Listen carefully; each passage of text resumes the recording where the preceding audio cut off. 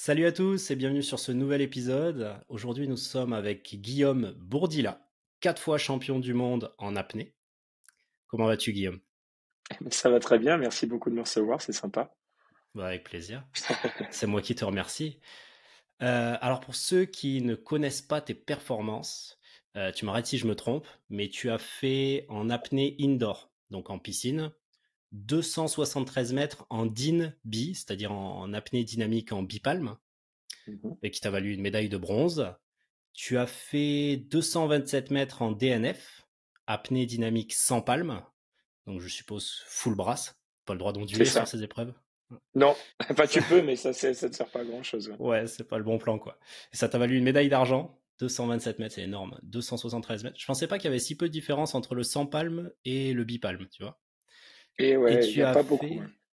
ouais, et tu as fait 306,60, la virgule a son importance, mètres en monopalme, qui te vaut le record de France, et surtout une médaille d'or au championnat du monde. Félicitations. C'est ça, merci beaucoup. Voilà. Mais tu t'es aussi Merci. testé à l'apnée outdoor, je vois. Tu Ouais, as atteint 110 mètres de profondeur en immersion libre. c'est Donc, ça. bon, j'ai regardé la vidéo, hein. Rien que de te voir descendre, je me sentais oppressé. Je sais même pas de combien est la pression quand tu arrives tout en bas, parce que là, c'est quoi? Si tu prends un bar de plus, tous les 10 mètres de Et profondeur? ouais, un atmosphère tous les 10 mètres. Donc on est à un atmosphère quand on est à la surface. Donc on est à 11 atmosphères, même plus, 12 atmosphères quand on est à 110. Waouh. Voilà. Ouais, donc la pression en kilos au centimètre carré sur la peau, elle doit être énorme. Tu dois te sentir dans une boîte de conserve dans les profondeurs. Non, en réalité, pas trop, mais oui, on sent un peu la pression, mais c'est surtout sur les volumes gazeux, quoi, sur tout ce qui est poumons et oreilles, quoi, finalement.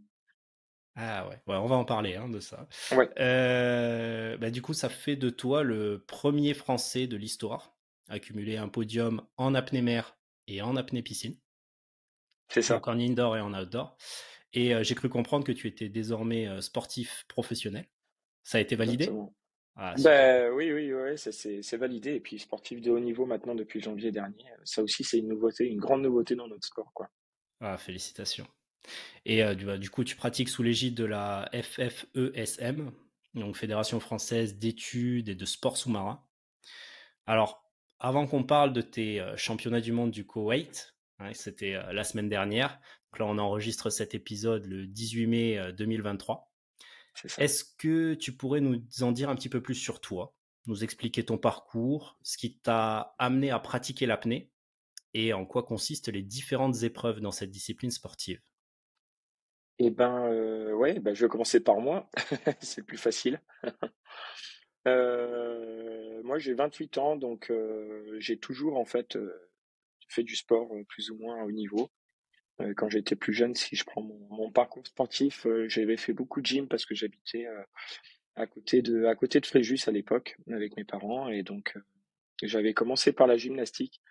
C'était un super sport qui m'avait énormément appris de choses hein, et qui m'a aussi beaucoup construit au niveau sportif parce qu'on apprend, ben voilà, on se renforce physiquement, il y a beaucoup de force, il y a beaucoup d'agilité, de l'aisance, tout ce qui est repères spatiaux, voilà, au niveau du corps, etc.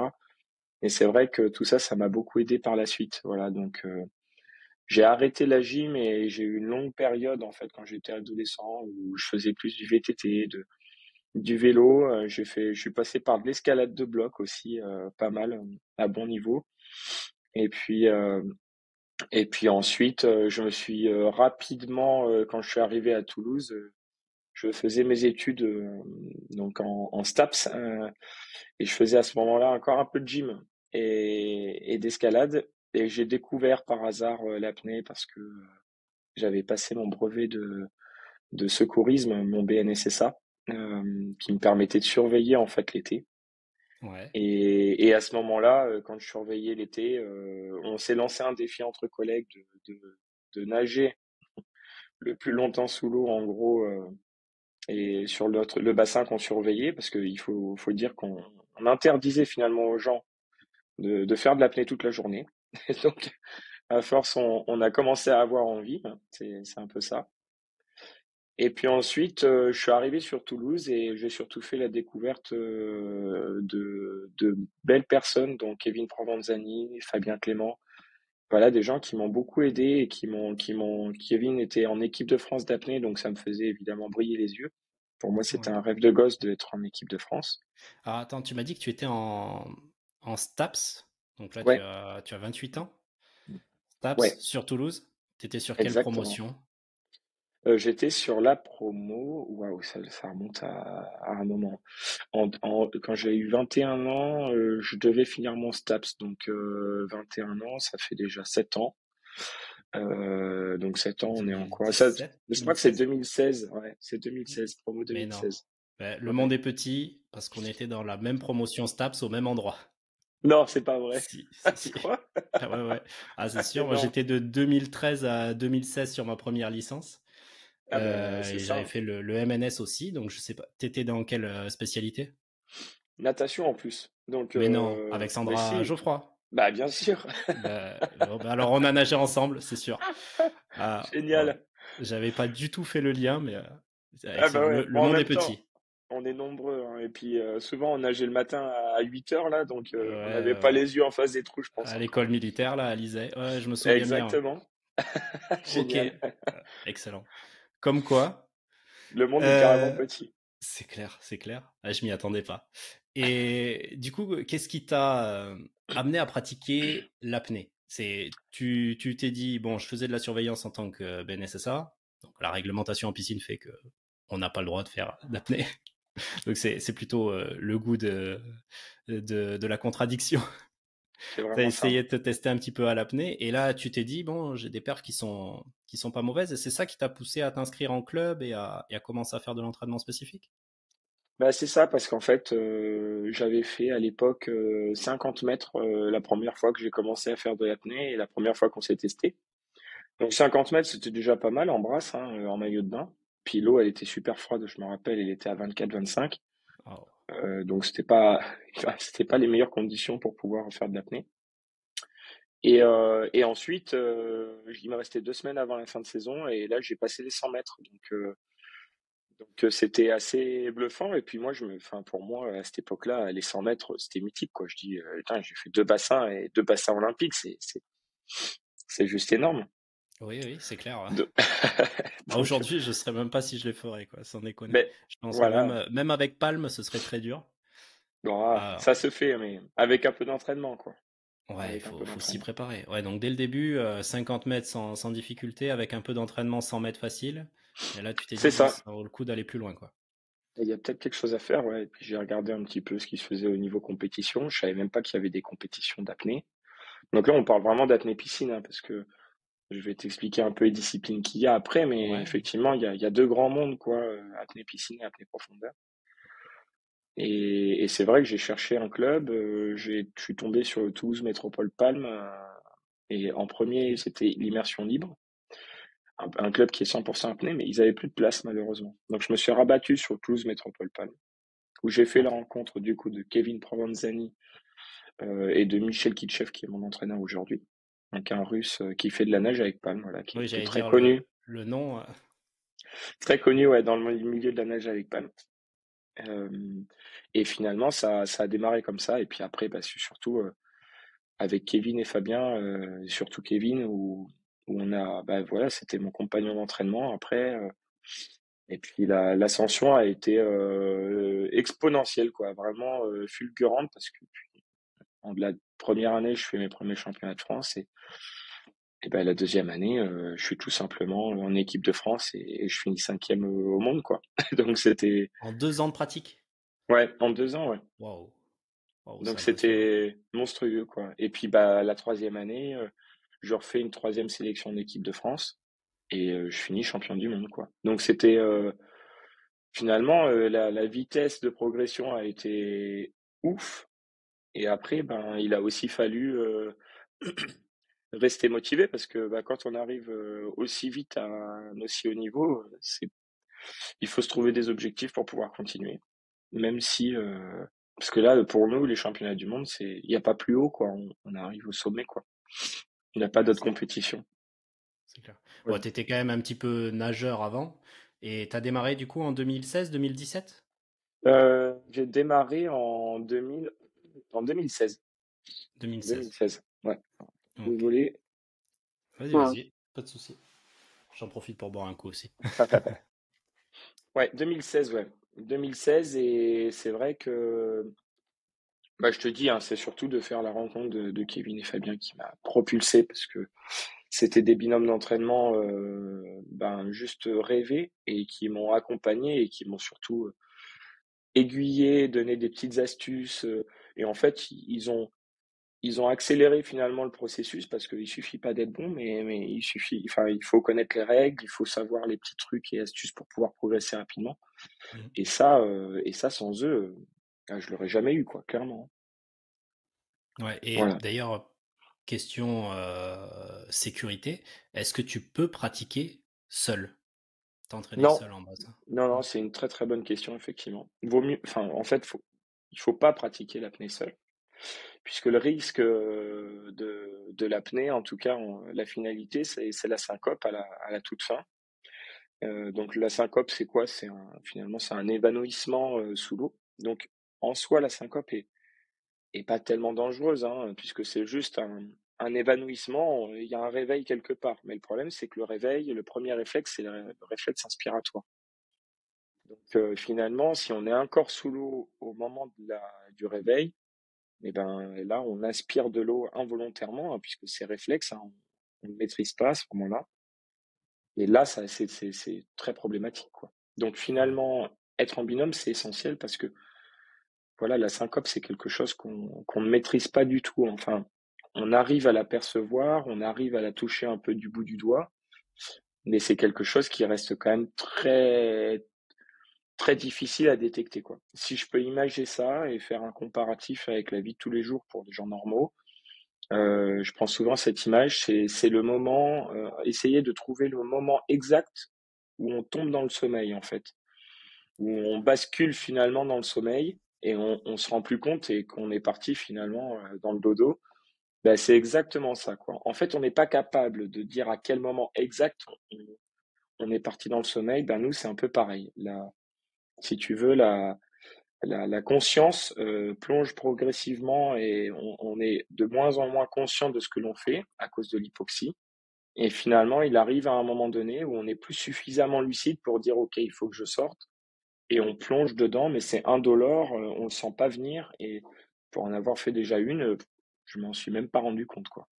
Ouais, t'as la sensation de t'endormir en fait. C'est vraiment ça. Bah après, c'est même pas une sensation, hein. C'est ce que je te disais, c'est que tu rêves, tu vois, tu étais en train de t'endormir, tu es en train de rêver, et puis d'un coup, tu tombes dans le sommeil, mais tu sais pas comment, quoi. Quand.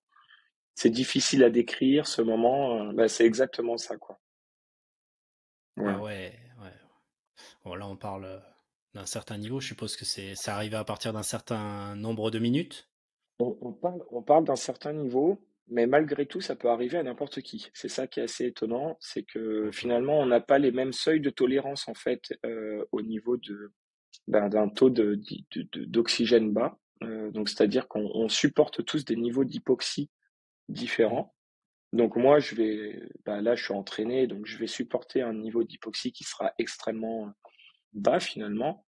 Et bah, par exemple, toi, ça se trouve, après quelques minutes d'apnée, tu tomberas en syncope. Et ça, tu peux pas le. C'est avec l'entraînement, en allant de plus en plus loin, petit à petit, que on arrive à déterminer un petit peu cette limite, quoi. Ouais, alors pour que les gens se rendent compte des performances, alors je me suis jamais vraiment entraîné à l'apnée hein, en dehors de mes épreuves de maître nageur, mais en tant que maître nageur, je crois que en apnée statique, j'ai jamais dépassé les 2 minutes 50 et en apnée dynamique, j'ai dû faire un peu plus de 100 mètres avec palme et environ 75 à 80 mètres sans palme. Bon, pas d'entraînement spécifique, mais je suis à l'aise dans le milieu aquatique. Le commun des mortels, du coup, n'atteint pas ça. Pour que les gens se rendent compte, tu tiens combien de temps en apnée statique? Alors en apnée statique, je vais tenir 7 minutes 20 à peu Ouais. près. Ouais, donc 3 Et, fois plus. et par contre, ce qui est plus, peut-être, à mon sens, plus impressionnant, c'est l'apnée dynamique, où là, quand j'avais fait le record du monde à 236 mètres en barras, j'avais fait une apnée de 5 minutes, quoi. Donc ça veut dire que pendant 5 minutes, tu es en mouvement et puis tu bouges et tu consommes quand même de l'oxygène, quoi. C'est clair, c'est clair. Et du coup, cette syncope est Ouais. vraiment liée au manque d'oxygène ou est-ce qu'il peut y avoir un lien aussi avec, quand tu le fais en outdoor, le fait d'augmenter la pression, puis de dépressuriser sur la montée? Est-ce que ça peut pas provoquer certains accidents? Non, c'est vraiment lié alors, donc si je reprends les disciplines, hein, grossièrement, effectivement, tu as de l'apnée piscine où on fait du statique et on fait de la distance, d'accord? Aussi, Oui. donc la plus longue distance possible en palme, brasse et en monopalme. Et tu as à peu près les mêmes disciplines en profondeur. Donc en profondeur, donc en piscine, hein, le temps n'importe pas du tout, hein. C'est vraiment que la distance en dehors du statique. Et Ouais. pour la profondeur, on va retrouver à peu près les mêmes disciplines, donc bipalme, monopalme, et sans palme, donc brasse, et de l'immersion libre où on strate, au niveau du câble. Et effectivement, le manque d'oxygène, il va pas être tout à fait pareil. En tout cas, il y a des facteurs qui vont peut-être rentrer, enfin des facteurs autres qui rentreront en jeu quand tu feras de la profondeur. Et ces facteurs autres, ça va être en fait des barotraumatismes. Donc c'est-à-dire que euh, quand tu descends en profondeur, tes poumons, effectivement, sont contraints à s'écraser, de s'écraser. Et à partir d'une certaine profondeur, tes poumons, ils sont même en dépression. C'est-à-dire que la cage thoracique n'a plus la place pour s'écraser. Les poumons sont quand même retenus à cette cage et finalement, on se retrouve avec un phénomène d'aspiration au niveau des poumons, quoi. Donc ça veut dire que c'est comme un gros suçon. Il faut imaginer que l'air qui est dans les poumons vient en fait aspirer finalement le sang plutôt vers l'intérieur des poumons. Et s'il y a des mouvements qui sont trop brusques, et ben du sang peut effectivement passer dans la lumière des poumons, enfin dans la cavité en fait finalement. Et ça peut être effectivement un deuxième problème. Donc en piscine, effectivement, on a l'hypoxie qui est vraiment la limite, mais en profondeur, on a l'hypoxie plus finalement ce phénomène d'œdème pulmonaire, hein, parce que c'est vraiment ça, à la remontée. Et l'œdème pulmonaire, ben, s'il est trop important, le sang vient tapisser les alvéoles et finalement les échanges gazeux ne se font plus correctement. Mais bon, ça c'est vraiment dans des cas extrêmes, quoi. Là, on parle de blessures vraiment au fond. Et malgré tout, ça arrive quand même assez souvent. Et même, on dirait que, enfin, on parle de plus en plus d'œdème pour tous les plongeurs, en fait, finalement. Tous les apnéistes, en tout cas, qui descendent profond. On se demande si finalement tous ces apnéistes-là ne font pas des œdèmes en permanence finalement, mais d'une gravité plus ou moins importante, quoi. Donc même s'il n'y a pas de sang dans les poumons, et qu'il n'y a pas de traces visibles, on sait quand même que le sang, afflue énormément vers les poumons, ça a un nom, c'est le Blautschicht en apnée. Ok. Je connaissais pas. Et du coup, ce Blautschicht, bah, des fois, bah, voilà, il peut se transformer effectivement en petit œdème, par moment. Donc mais là, c'est vraiment du spécifique à la profondeur, quoi. Voilà. Ok. Ouais, en gros, c'est les alvéoles qui pètent en quelque sorte parce qu'il y a un Ouais, problème d'échange entre le bout des alvéoles, donc qui sont à la fin. Donc, si je reprends un petit schéma au niveau des poumons, c'est la trachée, les mmh, trachéoles, les bronchioles, et au bout des bronchioles, il y a les alvéoles pulmonaires. Et c'est là où il y a les échanges entre l'air extérieur et l'oxygène sanguin. c'est ça. Et le fait de manquer énormément d'air, ça va amener le corps à essayer de survivre, à aller puiser de l'air, et du coup, il fait un amas sanguin au niveau des poumons, jusqu'au moment où Alors on se retrouve avec du sang dans les poumons. c'est pas tout à fait ça. En réalité, c'est vraiment cette dépression pulmonaire qui vient, alors il y a 2 C'est facteurs. l'écrasement Ouais, qui amène la ça. la la 1re chose, c'est que quand on est en apnée, on a des réflexes primaires, disons, des réflexes de survie, hein, de défense, du corps. Donc le premier réflexe, ça va être la bradycardie, donc c'est pour ça qu'on descend quand même assez bas au niveau cardiaque. Oui. Mais ça, c'est involontaire, c'est-à-dire que c'est pas nous qui le gérons, hein. C'est le corps qui se met en défense et qui naturellement vient descendre le niveau, en fait, de le rythme cardiaque.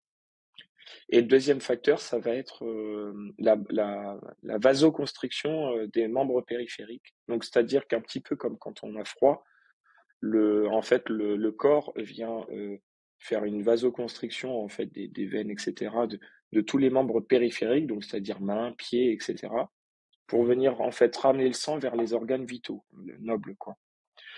Et ce qui se passe, c'est qu'effectivement, le sang est poussé vers nos organes vitaux, hein, d'accord, mais vu que nos poumons sont en plus en dépression, donc ils aspirent finalement ce volume sanguin vers les poumons. Donc ils en prennent une grosse partie, hein, au niveau des poumons. Voilà comment ça fonctionne un petit peu. Ouais, Mais bon, donc ça, c'est vraiment, chaque recherche de record, c'est un risque vital qui est en jeu, quoi. bon, je dirais pas vital parce que j'aimerais bien démystifier. C'est un peu mon but, moi aussi, hein, en tant que sportif, de démystifier un petit peu la profondeur, le domaine de la profondeur. Ouais, Parce que finalement, quand on y va étape par étape, la cage thoracique, les tissus ont quand même le temps de s'acclimater. On parle d'acclimatation. Et effectivement, le risque d'œdème, et avec la maîtrise, le relâchement, etc., sont quand même beaucoup moins importants. OK. Et il faut savoir qu'aujourd'hui, on a quand même beaucoup de sécurité tout autour de la profondeur. Et c'est pour ça que j'aime bien dire que c'est aussi un sport d'équipe, parce qu'on est finalement, on n'est jamais seul, hein. On plonge jamais seul et on a toujours une équipe autour de nous pour justement être au niveau sécurité irréprochable, quoi. OK. Je vais encore plus loin. Je dirais même que la profondeur est physiquement, presque moins engageant que la piscine, paradoxalement. Parce que tu bouges Puis moins, tu te laisses couler, en alors, fait. on va se laisser couler, mais c'est plus au niveau de l'effort, en fait, et de la recherche d'hypoxie. En profondeur, effectivement, on va descendre, mais l'hypoxie, normalement, doit pas forcément être une limite. Enfin, en tout cas, pour le moment, ne l'est pas forcément. En revanche, en piscine, on est proche de la surface et on va vraiment chercher la limite, mais vraiment les derniers moments juste avant de faire une syncope. Donc finalement, OK. physiquement parlant, on a plus de risques de faire une syncope en piscine qu'en profondeur. C'est un peu bizarre, mais c'est vraiment ça. Et c'est plus dur parce que en plus de ça, on n'a pas la pression qui s'exerce sur nous.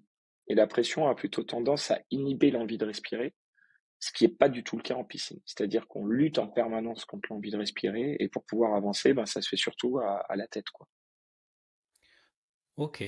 OK. Ouais, donc en fait, le plus gros risque en piscine, c'est le côté syncope et le plus gros risque en profondeur, c'est, l'hémorragie, au C'est niveau des l'œdème. poumons. Ouais. Voilà, l'œdème pulmonaire et de ce que j'ai entendu dire, ça j'aimerais savoir si c'est une croyance ou si c'est quelque chose de vrai. La partie la plus dangereuse quand on fait de la profondeur, c'est, les 3 derniers mètres de remontée. C'est Ouais. souvent là où il y a des accidents. Est-ce que c'est vrai ça? Ben oui, c'est totalement vrai, ouais, exact. En fait, on appelle ça le rendez-vous syncopal. Donc c'est un rendez-vous un peu plus triste que Ah, qui était pas prévu quoi. ouais, complètement. En fait, le rendez-vous syncopal, c'est quoi? C'est vraiment les derniers, effectivement, les 15 derniers mètres. C'est les 15 derniers mètres qui sont plutôt sensibles, en fait, au niveau de l'hypoxie. Parce que si Ouais, j'image ça à quelque chose de plutôt commun, il faut comparer ça un peu à une voiture, si tu veux. On sait que la voiture a une certaine autonomie, et qu'au milieu, elle tombera pas en panne d'essence, hein, on en est certain.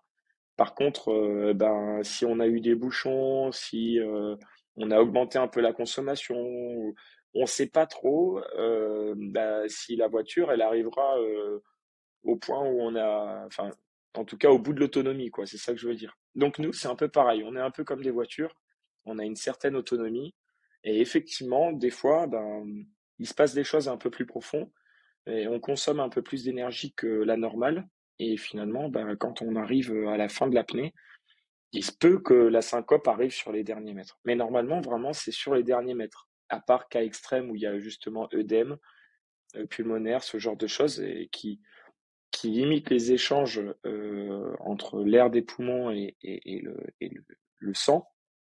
Normalement, ça arrive voilà, sur les 15 derniers mètres, mais pas plus profond, quoi. OK.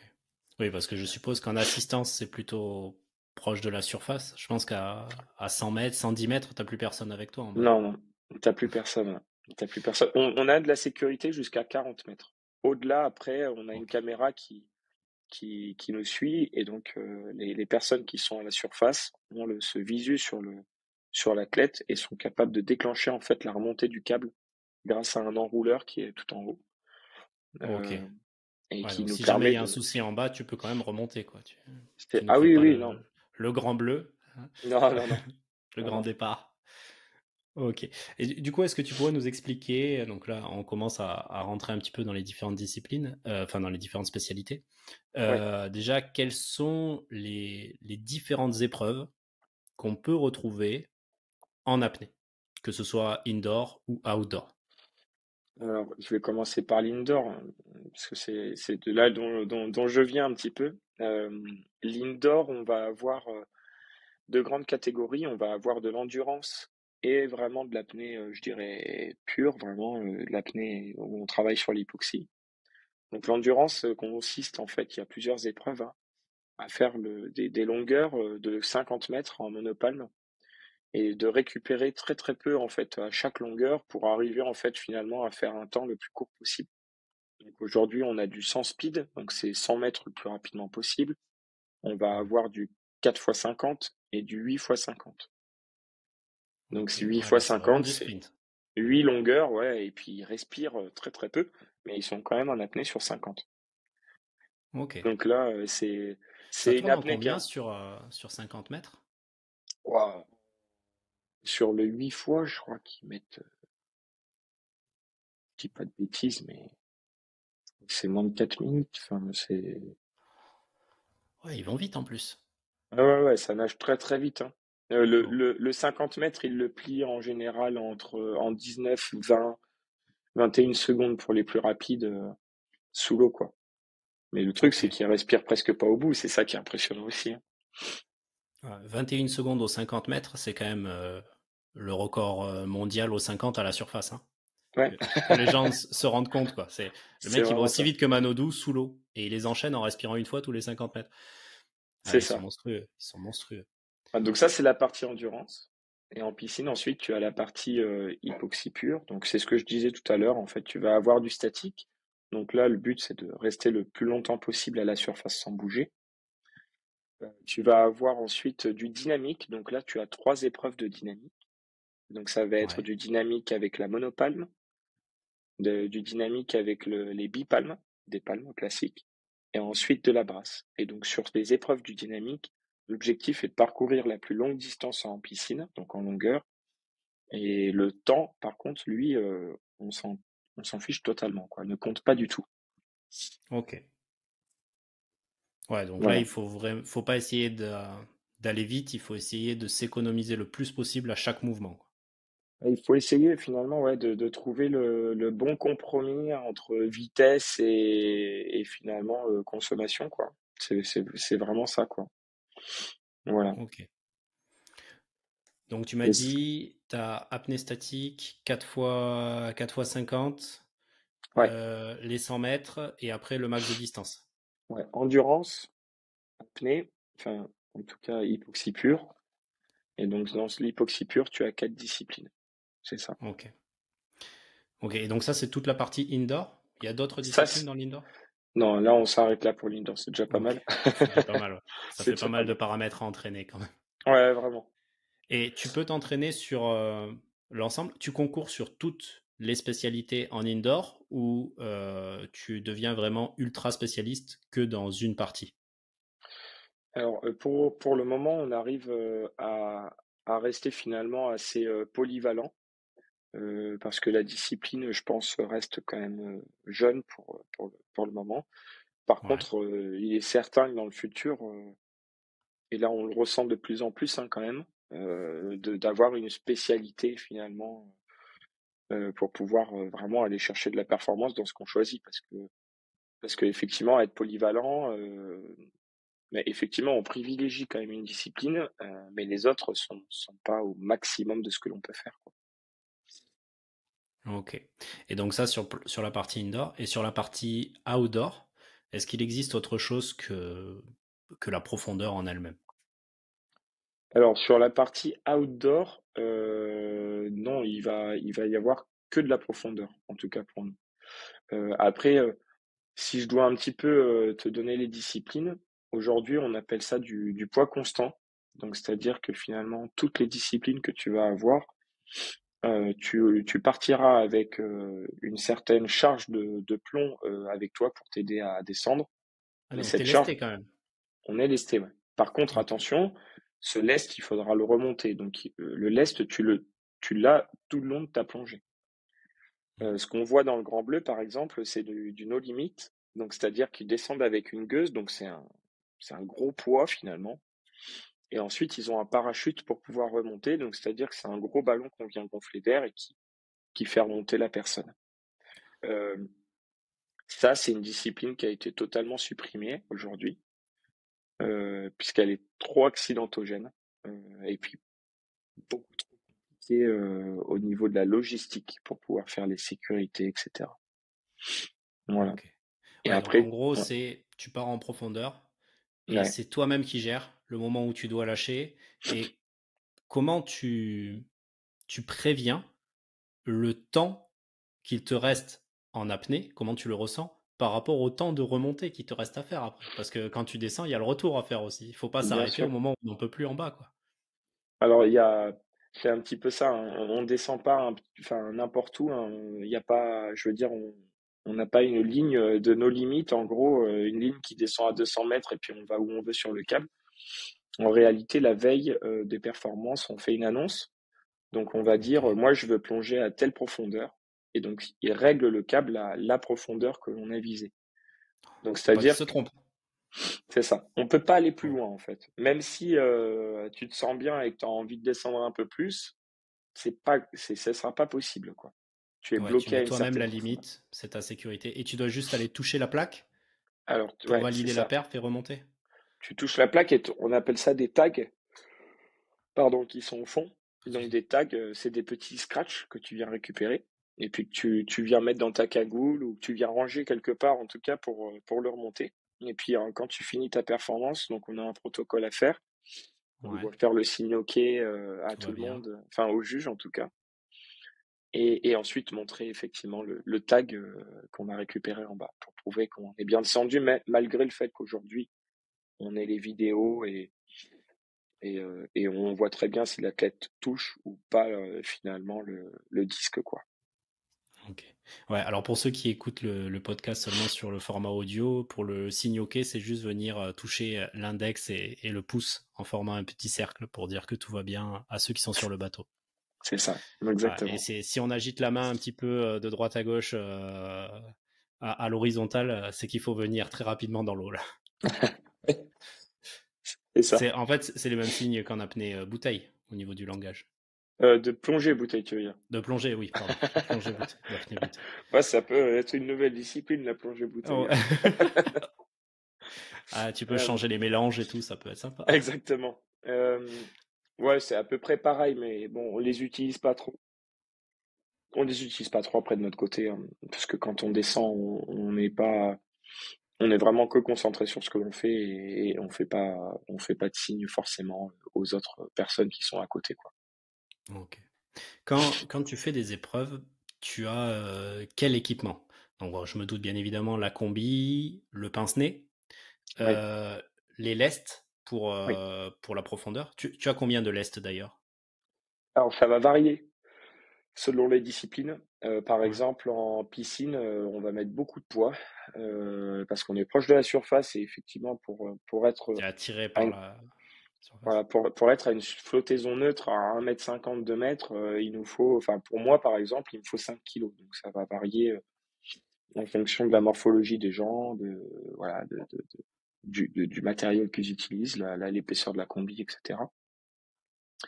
Et moi après, en profondeur, ce sera beaucoup moins. Par contre, là, je vais avoir 1,5 kg, 2 kilos, pas plus. Ok. Parce que Ouais. finalement, on se retrouve en flottaison négative assez tôt. Et après, il va falloir le remonter le poids. Ouais, ouais, ouais. Vaut mieux être le plus léger possible en profondeur en fin de compte. J'aurais pensé l'inverse, tu vois, que tu te lestes pour essayer de descendre quand même relativement vite. Non, Mais ouais, ouais, en fait, non. Moins c'est profond, plus tu es attiré par la surface et plus il faut te lester. c'est exactement Est-ce que ça. tu as d'autres matériels? Donc, tu as la combi, le pince-nez, les lestes, une montre peut-être? Ouais, ouais, ouais. Alors Que surtout en t'indique la profondeur, hein. montre? La montre, elle va être essentielle en profondeur. parce qu'il y a des alarmes, hein, dessus, donc c'est des ordinateurs de plongée qui calculent, enfin qui, en tout cas, qui déterminent la profondeur à laquelle on est. Et la montre, elle est super importante parce qu'elle va nous dire exactement à quelle profondeur on est à des moments clés finalement de notre plongée. OK. Et les moments clés, ça va être, surtout pour la compensation. Donc c'est-à-dire que on vient faire des manœuvres, au niveau de la bouche, des poumons, pour pouvoir faire remonter l'air et utiliser l'air pour compenser au niveau des oreilles. Et ces moments en fait de faire remonter l'air vers la bouche pour ensuite pouvoir compenser, et ben, à partir d'une certaine profondeur, tout ça on peut plus le faire. Donc on est obligé, de connaître en tout cas la profondeur max et puis où on peut encore faire remonter l'air vers la bouche, vers les poumons, parce qu'à partir de 40 mètres, c'est plus possible. Voilà. OK. Est-ce que, tu as un phénomène de narcose en profondeur, en apnée, comme on le voit en bouteille? Donc, j'explique un petit peu pour les auditeurs. En gros, le phénomène de narcose, c'est arriver à une certaine pression sur le corps.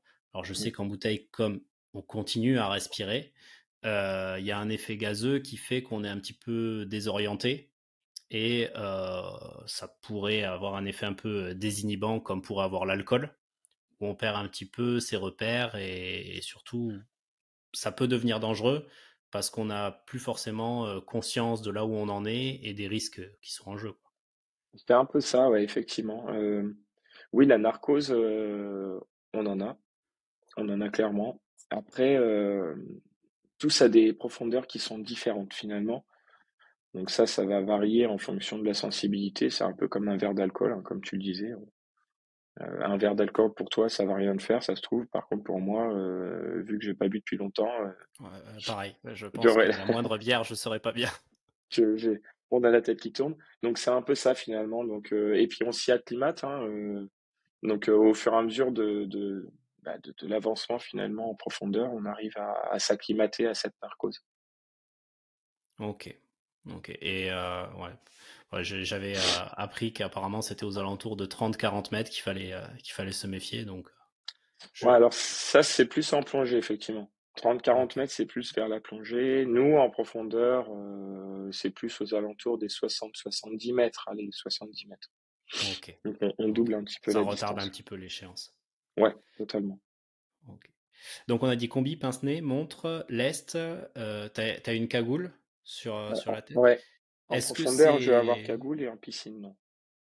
Ouais. Ok. Ouais, et c'est pour la température, pour pouvoir passer les oreilles, ou c'est pour parce que t'as un moyen de communication avec la surface?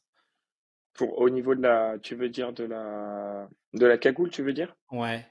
Ouais, ouais. Non.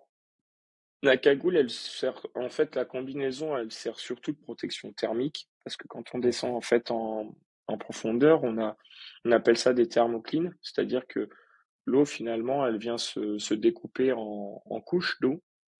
Ouais. Donc, on va avoir une espèce de couche d'eau de 30 mètres entre la surface et les 30 mètres, qui va être à peu près à 26 degrés. Ça dépend des endroits, hein, mais je te donne un exemple à 26, Ouais. et puis d'un coup, sur 1 ou 2 mètres, on va perdre 4 degrés des fois. Et donc finalement, ces variations de température qui sont assez importantes. Alors 3-4 degrés quand on est à l'air ambiant, on se dit bon, c'est pas énorme. Mais finalement l'eau qui quand même a un impact, beaucoup plus important, et on le ressent très, très fortement à le moindre degré d'écart, et ben on va les 3-4 degrés, ils fouettent un peu quand même, hein. Donc Ouais, ouais, c'est finalement énorme. cette Puis c'est surtout voilà, ça, c'est pour un palier de 30 mètres. Donc je suppose que plus tu descends, plus ça refroidit. Ou c'est bien c'est ça. juste de 30 jusqu'à la couche terrestre. Ça dépend. La thermocline, elle varie même de jour en jour, quoi. Mais du même endroit, hein, au même endroit. C'est-à-dire que, par exemple, l'année dernière, j'étais en Turquie. Un jour, la thermocline était à 40, voire 60 au plus loin. Et des fois, la thermocline, elle était à 20 mètres, quoi. Donc, ça veut dire qu'on plonge et puis d'un coup, on prend un choc. Et c'est un peu perturbant parce que les repères sont pas les mêmes. On se dit: «Tiens, il fait froid, tôt. Est-ce que je suis à telle profondeur ou telle?» Du coup, on sait pas trop où on est, quoi. Donc c'est assez perturbant. Donc la cagoule, elle est aussi là et puis surtout la combinaison, hein. Elle a un Mmh. rôle de protection thermique pour éviter justement d'avoir ces gros chocs, en fait, de changement de température. Ouais. Et tu fais bien de préciser que le ressenti entre l'air et l'eau est totalement différent. Un 4 degrés dans l'eau, ça a une valeur extrêmement importante puisque si on prend un cas extrême, quand on fait de la cryothérapie, donc du soin par le froid ou de la récupération, en cabine de froid cryogénique, on va pouvoir descendre à des températures qui sont des fois allant jusqu'à moins 100, moins 120 degrés. Alors que quand on se met dans un bain de glace où on est entre 0 et 1 degré, le ressenti fait plus mal qu'en air ambiant, alors qu'il y a des températures de moins 100 degrés d'écart. Donc 4 degrés dans l'eau a une plus grande valeur que 4 degrés dans l'air. Ah ouais, non, totalement. Ouais. C'est le Et jour et la nuit. c'est le seul matériel utilisé. Tu n'as aucun moyen de communication avec l'extérieur, avec la surface. Non, on n'a pas de moyen de communication, ouais, effectivement. À partir de Ok, 40 mètres, on est vraiment tout ok. seul, quoi. Et Il y a personne d'autre. comment t'as pas des médecins à bord ou quoi qui peuvent visualiser directement ta fréquence cardiaque, ta saturation, voir dans quel état tu es? Et alors, en fait, c'est un peu ça le problème, c'est-à-dire que les constantes, on peut pas les surveiller en temps réel. Ouais, Mais là, c'est des problèmes finalement purement techniques, hein. C'est que quand on est en profondeur, ben, on peut pas être relié à un câble en permanence qui monte à la surface, ouais, les ondes radio pouvant, ne passent pas dans l'eau, hein, donc, voilà, et les ondes passent pas non plus dans l'eau. Donc, à part le sonar, et ce qu'on sait pas encore faire ouais, à petite échelle, ben, on peut pas finalement envoyer les constantes en temps réel. Donc non, après oui, il y a une équipe de médecins quand même, hein, sur place. Donc il y a un bateau qui est vraiment là pour ça en fait, et qui réunit infirmiers, il y a effectivement médecins sur place, etc. Une équipe médicale et qui permet justement de prendre en charge des barotraumatismes qui peuvent subvenir en fait, enfin pas subvenir, mais arriver finalement pendant la plongée. Voilà. ok, Donc quand on remonte, s'il y a un problème, on est tout de suite pris en charge. ok. Bon, déjà, il y a un minimum de sécurité, pas n'importe comment. Oui. Euh, quelle est l'épreuve de toutes celles dont tu nous as parlé? Quelle est l'épreuve que tu considères comme la plus difficile? Pour moi, ça sera certainement la brasse en piscine. Parce Ok. que en fait, et d'un, on combine effectivement une envie de respirer qui est assez forte tout le long de la plongée, de l'apnée.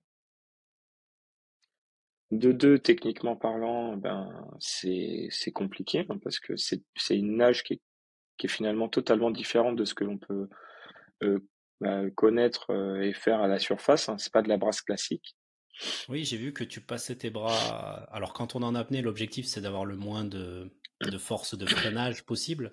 Donc, il faut essayer de garder les bras le plus près du corps possible. Et j'ai vu que quand tu tendais tes bras, tu passais tes mains au-dessus de ta tête. Ouais, Et je me suis dit, mais c'est vachement ingénieux en fin de compte.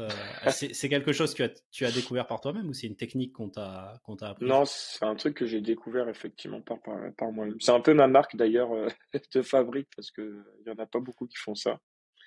Mais j'aime bien en fait faire cette technique-là simplement parce que je suis pas très souple des bras et Ok. venir en fait attraper mes mains un peu plus tôt derrière la tête me permet finalement de pouvoir tendre les bras et ensuite poser en fait finalement les bras sur la tête plus rapidement. Alors que si j'avais à le faire différemment en technique classique, bah, finalement, je viendrais tendre mes bras, mais je devrais aussi venir serrer mes mains une fois les bras tendus. Mais ça, pour moi, ça me demande beaucoup plus d'énergie pour le coup. Voilà, donc Ok. c'est une Ah, question j'ai trouvé d'économie. ça super ingénieux. J'ai jamais essayé. Je m'y ai essayé parce que je me suis dit, c'est vrai qu'avec la mobilité d'épaule, on se freine vachement dès qu'on projette les bras vers l'avant. Et plus on est près du corps, plus on diminue en fait ses forces de frottement. C'est ça. Et Après, il y a quand même un inconvénient à cette technique-là, c'est que effectivement, quand on a de la vitesse, quand même, on a les avant-bras qui sont quand même en ah oui, opposition à un moment donné. Donc ça freine un peu. Mais bon, dans notre cas, quand on réarme, en fait, on fait ces mouvements de réarmement, on a très très peu de vitesse.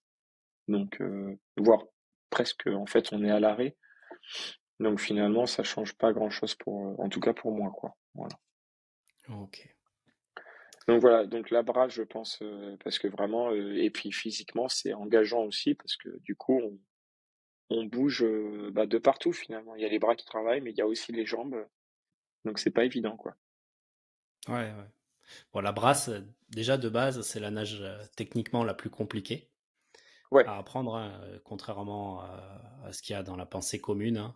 La brasse est la nage la plus technique. Alors la brasse en apnée, c'est d'autant plus dur. c'est ça. Euh, quel est le meilleur club français en apnée et quels sont ses principaux concurrents? Une excellente question. C'est une excellente question parce que je pense pas qu'il y ait de club. Alors si, il y en a peut-être un qui est club référence, ça va être le SIPA à Nice. Euh, Ok, Puisque le SIPA, c'est un peu là où tout a commencé finalement, hein, parce que quand on parle d'apnée, c'est avant tout français, hein.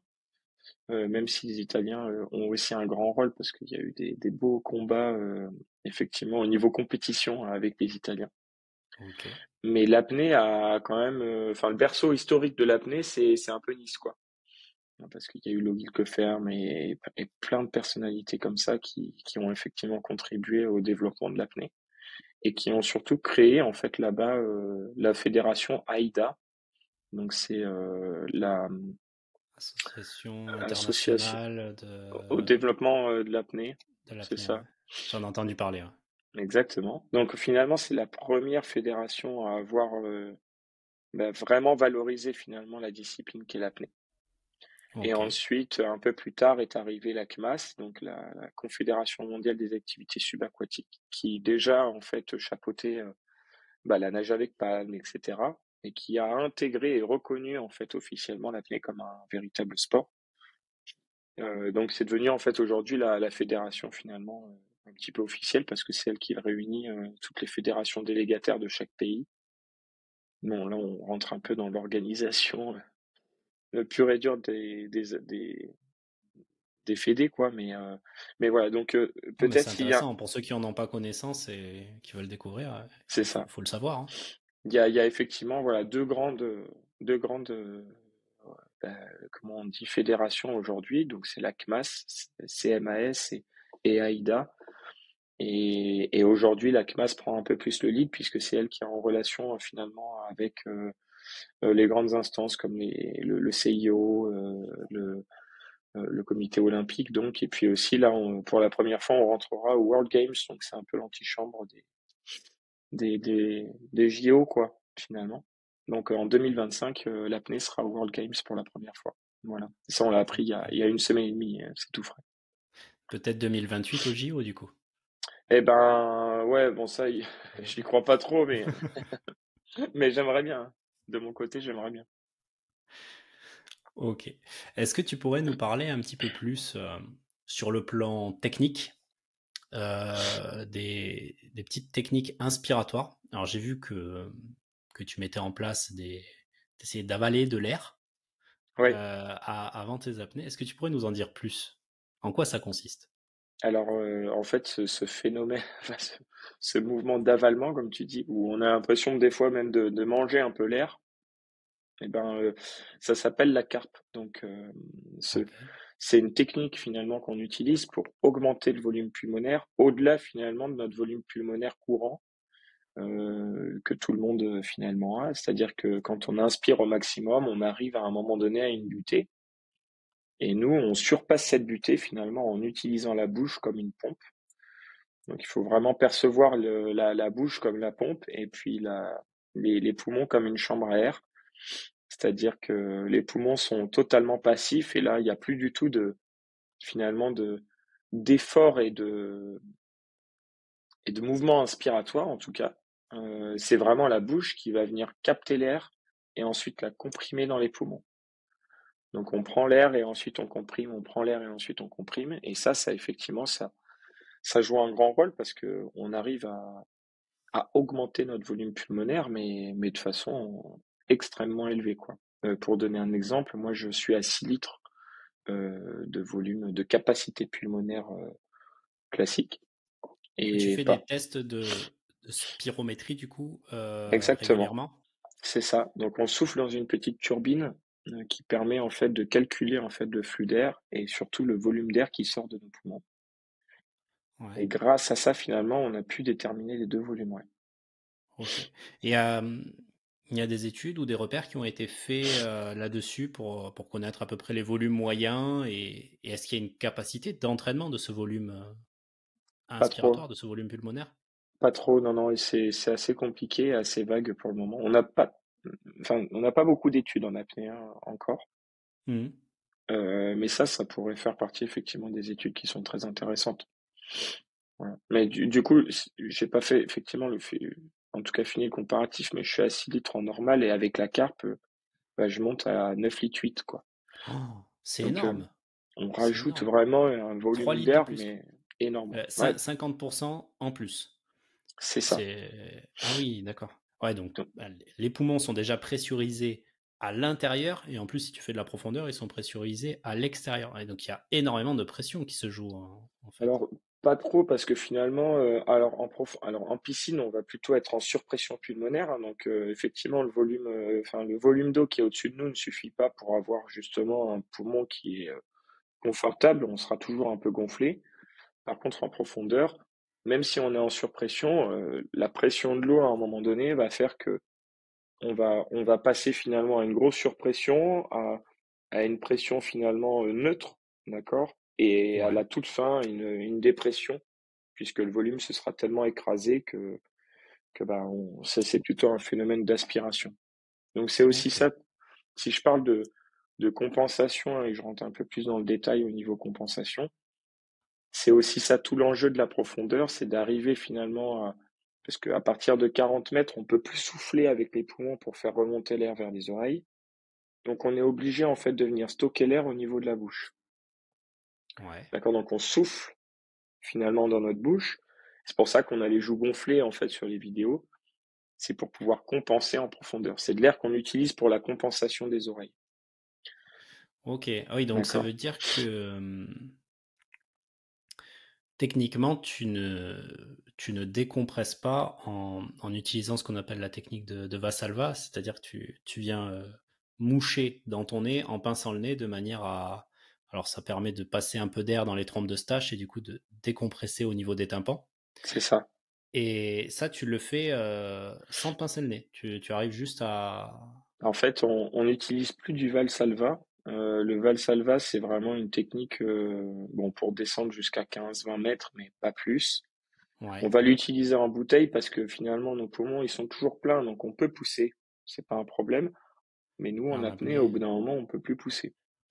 Donc, Ok, on utilise la technique de Frenzel, c'est-à-dire qu'en fait, on va venir utiliser la langue et la bouche comme piston, un petit peu comme la carpe, hein, pour ouais, pouvoir envoyer l'air en fait dans les oreilles.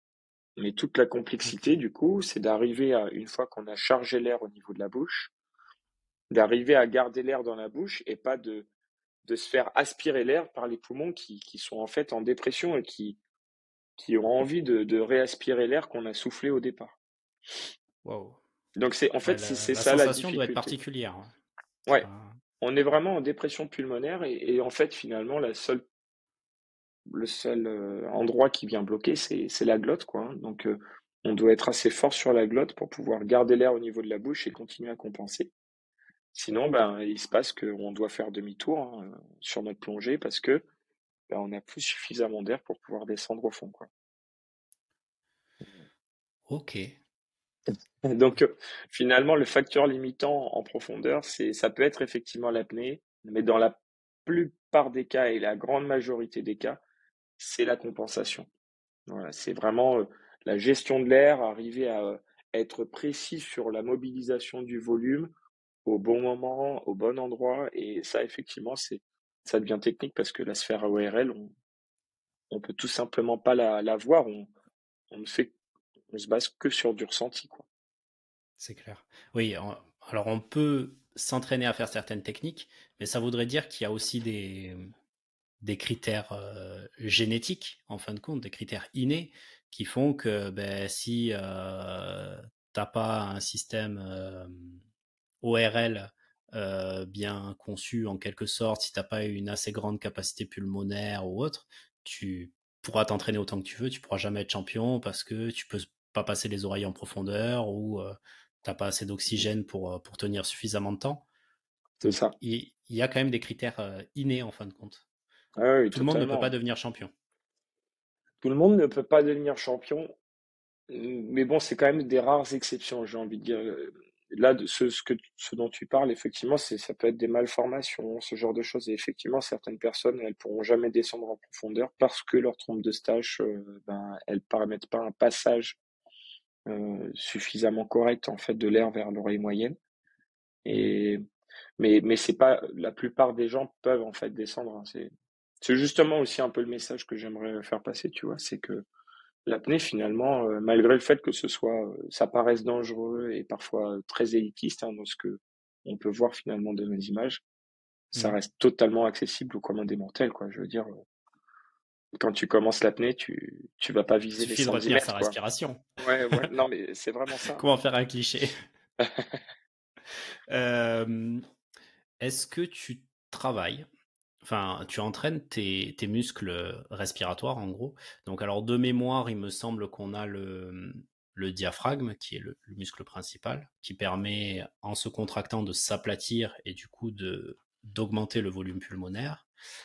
Tous les muscles intercostaux, les dentelés et le carré des lombes en fin d'expiration. Est-ce, Euh, ouais, non, non, tout ça, à vrai peut-être que dire, j'en oublie d'ailleurs. ouais, il y en a d'autres, les scalènes, etc. Mais non, on les utilise pas, enfin, on les utilise en fait inconsciemment. Mais après, en apnée piscine, par exemple, on a vu qu'on utilise la méthode de la carpe. On n'a pas Ouais. besoin d'avoir, si tu veux, une musculature extrêmement développée parce que de toute façon, la musculature développée, elle va nous permettre de gonfler à un certain niveau.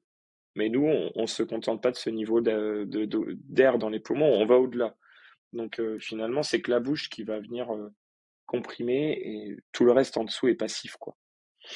Donc Ok.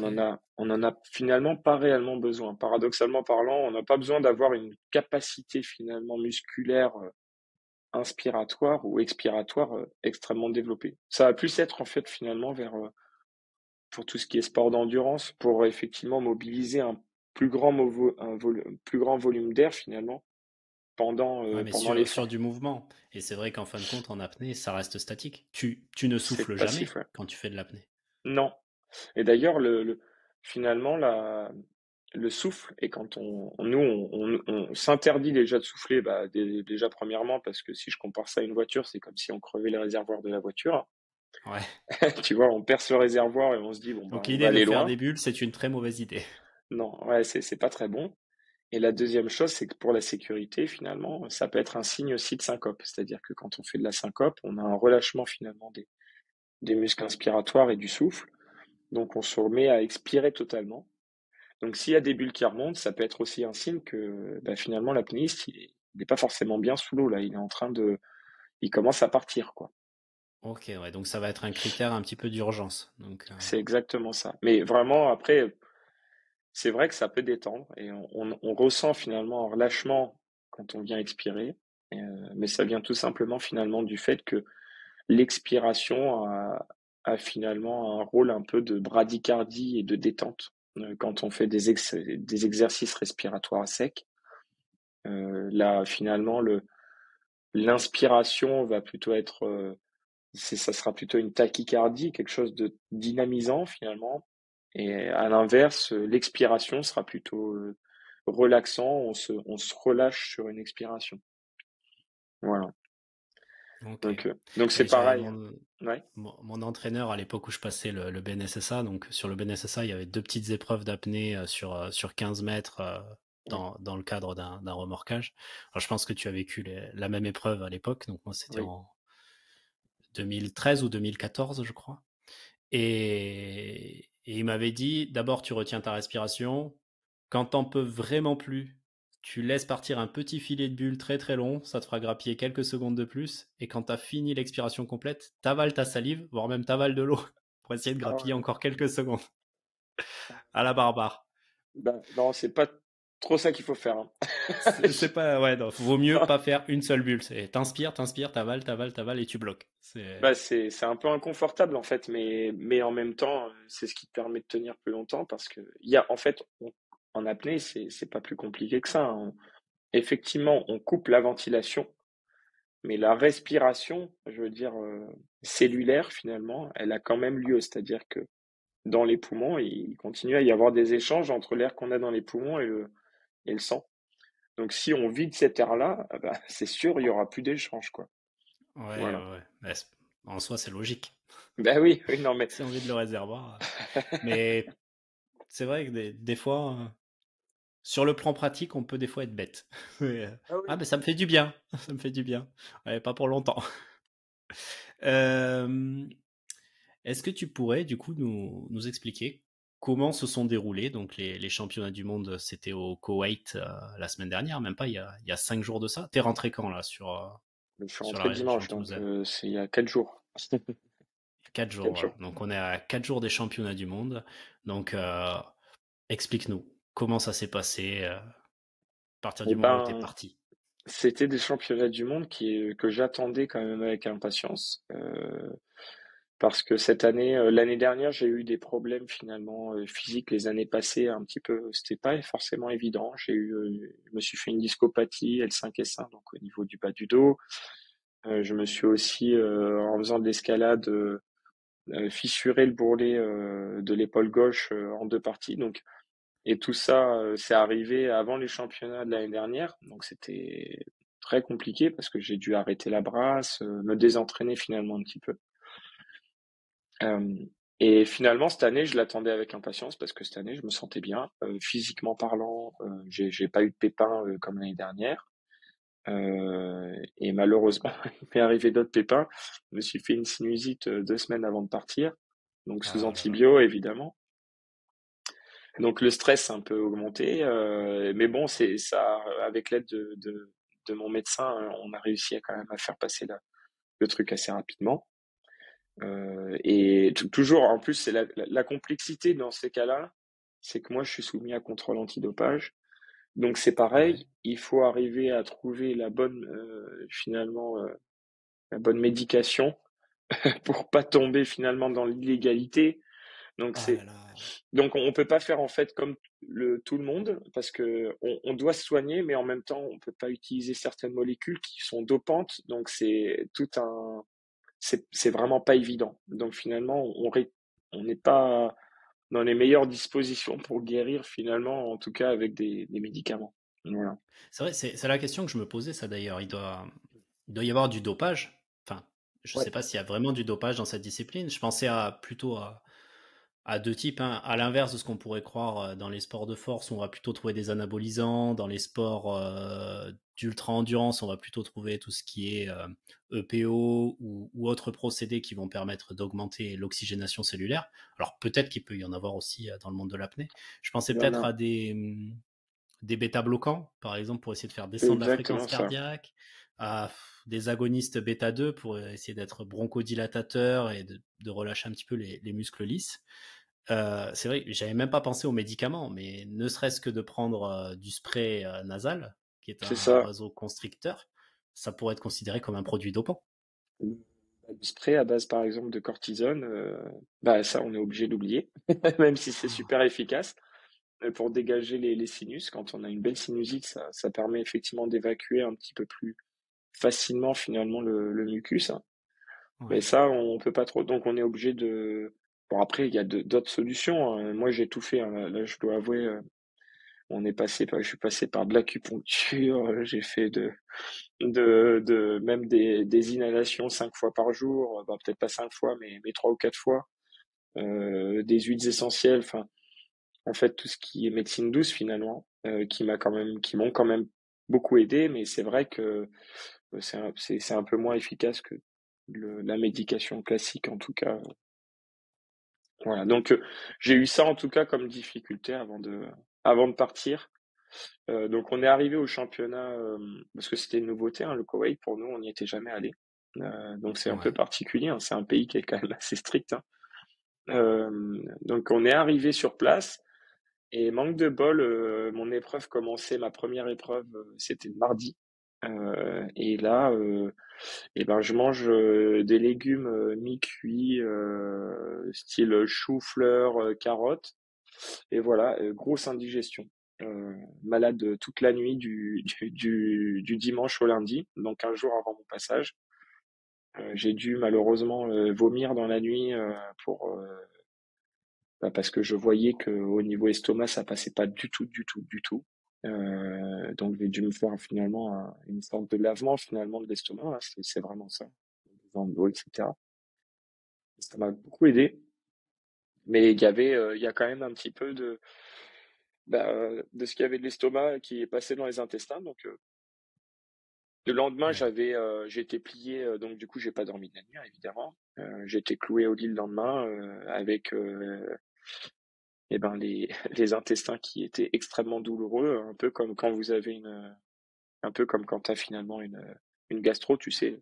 Rien que toucher le ventre, c'est douloureux. Là, c'était à ce point-là. Ouais, les torboyaux, quoi, la Euh, douleur. je pouvais pas trop m'allonger sur le ventre dans mon lit, tu vois, parce que ça faisait mal. Enfin, voilà. Donc, space T'étais dans les fond. pires conditions, en fait, quoi. Ah, c'était. Sinusite, tu peux pas respirer, tu peux pas prendre de médicaments à cause du contrôle antidopage, tu dois avoir envie de tousser à chaque fois que t'inspires, mais t'as pas le droit de souffler. Bon, alors, La gastro, la totale, quoi. j'ai eu de la chance, hein, la sinusite, elle est passée quand même. Une semaine avant, ça s'était arrêté. Donc, j'ai pu quand même récupérer parce que ça fatigue aussi beaucoup, hein, parce que là, on était sur les Ouais. périodes d'entraînement. En plus, vraiment, on était sur la fin de l'affûtage, donc c'est l'entraînement le plus important finalement pour progresser. Et malgré la sinusite, j'ai continué à m'entraîner. Donc, je te laisse imaginer que j'étais juste capoute avant les championnats, mais j'ai réussi quand même à récupérer quand même confortablement. Et puis, arrivé ce truc-là un jour avant, je dois t'avouer que au niveau mental, j'étais pas dans les meilleures dispositions. J'avais quand même pas mal de doutes, voilà, par rapport à la performance que je pouvais sortir. Et prochain championnat, je pense que si on te tend une assiette, tu vas dire non, non, non, non.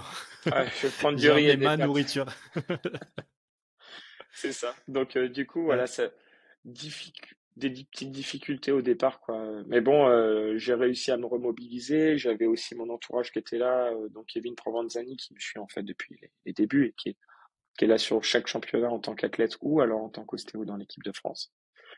Ah, il est Et ostéopathe aussi? ouais, ouais, ouais. Ok. C'est l'avantage, du coup, il est toujours là. C'est trop bien.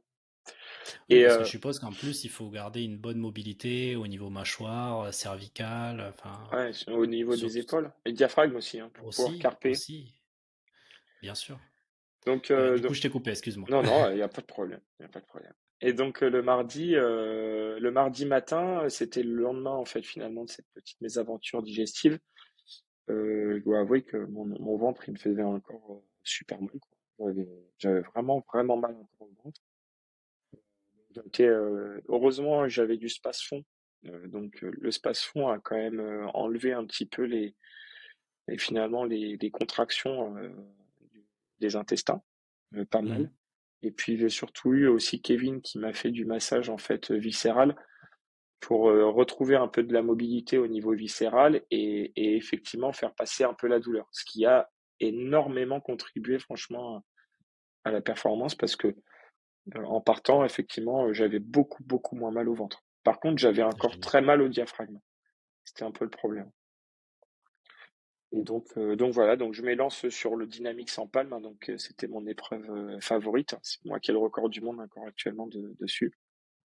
Et bon, je savais pas du tout où j'allais, quoi. En étant malade comme ça, je savais pas si j'allais pouvoir sortir quelque chose de vraiment correct. Et Mhm. finalement, ça s'est très très bien passé. Je fais 227 mètres, donc je finis à 1,30 m de la première place, malheureusement. Mais Ça se joue vraiment de peu quand même, hein. J'ai regardé un petit peu les ouais. performances. Vous titillez un peu les pieds quand même là. Ça se joue à une longueur de bras. Bah, j'étais un peu déçu, surtout qu'en plus je sors en me disant, je savais que mon concurrent principal, donc qui finit premier, n'était pas forcément extrêmement en forme, et je dis bon, ça devrait suffire sous l'eau pour en sortant.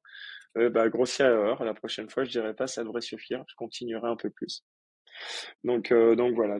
Mais enfin, hyper satisfait finalement dans les conditions dans lesquelles j'étais, de pouvoir arriver à faire la bascule mentale. En fait, c'est ça qui me, c'est ce dont, c'est ce que en fait, j'extrais le plus en fait de cette perf. Hein. C'est finalement cette capacité que j'ai eue à pouvoir me remobiliser et à encore finalement croire en moi malgré le fait que tu es malade et que t'es pas bien, quoi. Hein. Donc c'est plus ça ma grande victoire en fait de ce jour-là.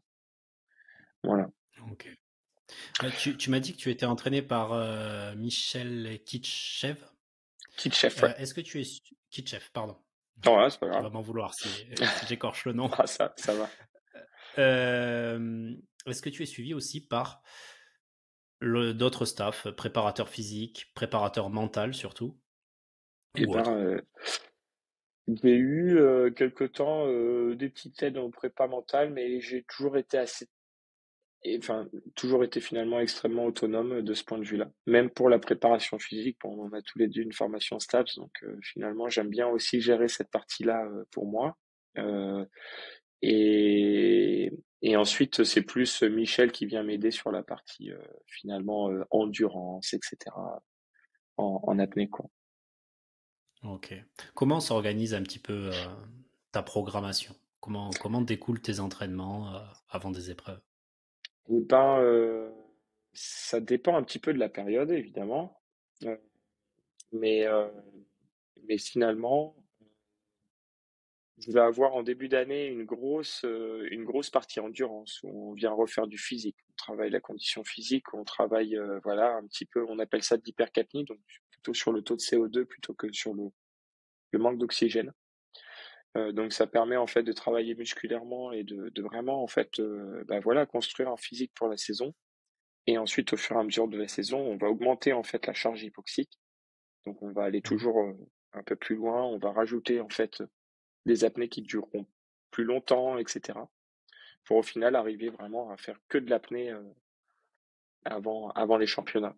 Voilà, on essaye de passer le plus de temps possible finalement sous l'eau pour pouvoir être voilà prêt à aller chercher des charges hypoxiques extrêmement faibles. Ok.